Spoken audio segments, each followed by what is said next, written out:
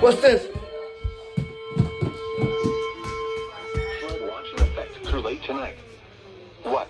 Flash flooding caused by excessive rainfall continues to be possible. I toned it.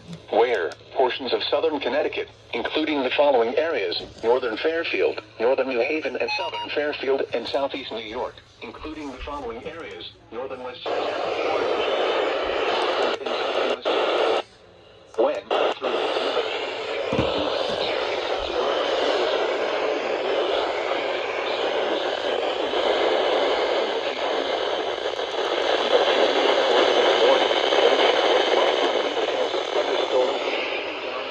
Thunderstorms are expected this morning into tonight.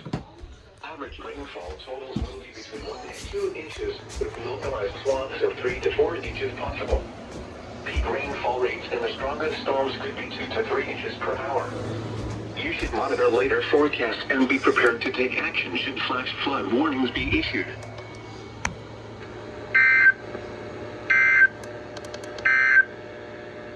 Flood watch remains in effect through late tonight. What? Flash flooding caused by excessive rainfall continues to be possible. Where? Portions of northern Delaware, including